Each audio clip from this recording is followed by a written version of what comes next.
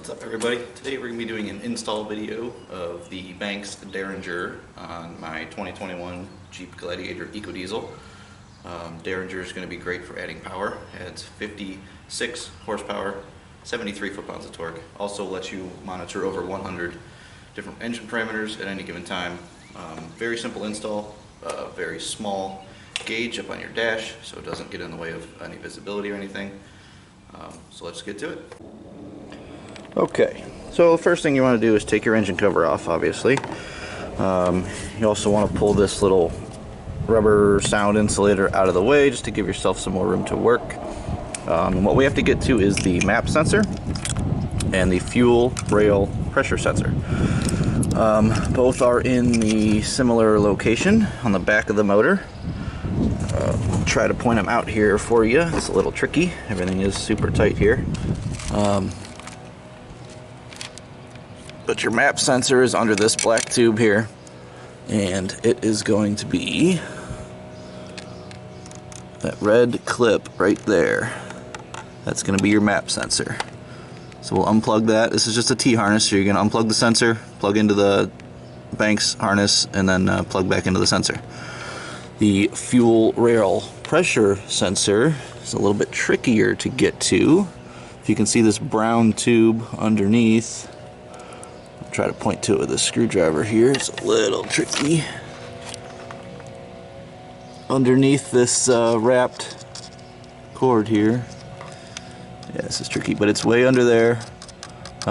Same thing, just unplug it from the sensor, plug your Banks harness into it, and plug back into the harness. So I guess simple in a plug-in regard, but getting to them is terrible. So I am going to do that. There's no real sense in showing that on the video just because it's plugging and unplugging and probably a lot of cuss words getting in and out of there. So I will get back with you here as soon as we get the harness plugged in.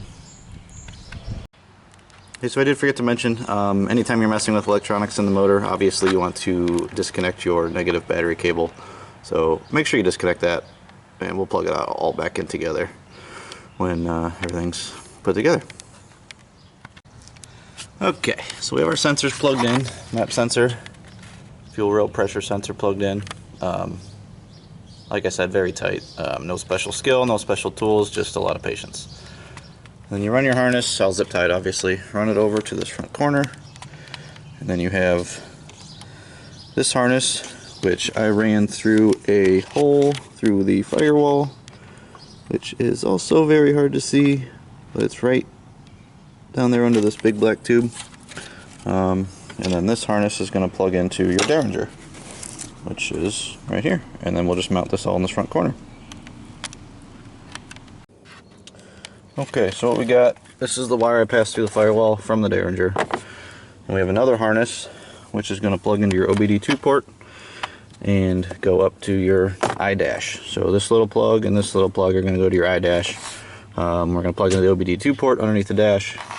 We will take this panel off, run our harness up behind, and we're going to mount our iDash up here on the suction mount on the windshield. All I have to do is run those two little wires up there, plug those in, reconnect the battery, and we should be good to go. Alright, so we got everything hooked up, all the wires zip tied, everything put away nice and neat. Got my monitor mounted to the windshield right there. I will be changing that once they come out with an A-pillar mount for the gauge pods. I'll put that on the A-pillar here. Just don't have that available yet. So let's give her a startup and see if everything works.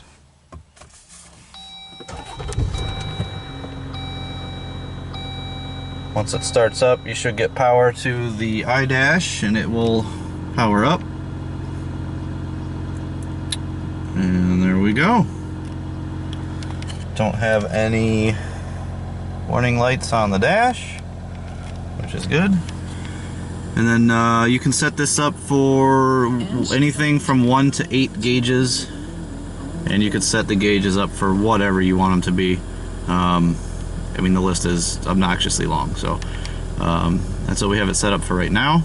Go take her for a spin and see how she does. Alright everybody, so we just took the Jeep around the block, test out the Derringer. No check engine lights, everything seems to work fine, so we are good with that.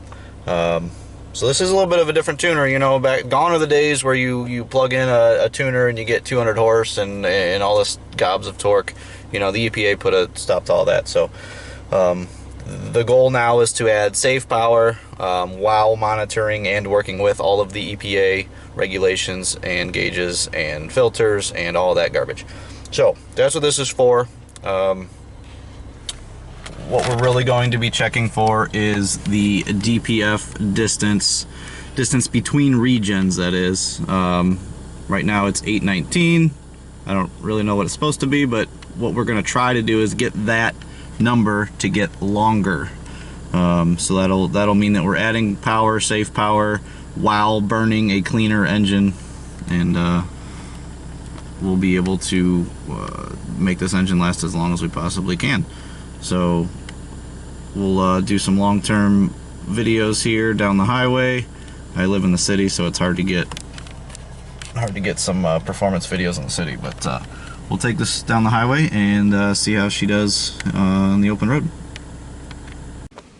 Alright everybody, so Banks promises 50 horse, 70 foot-pounds of torque on the 6th setting.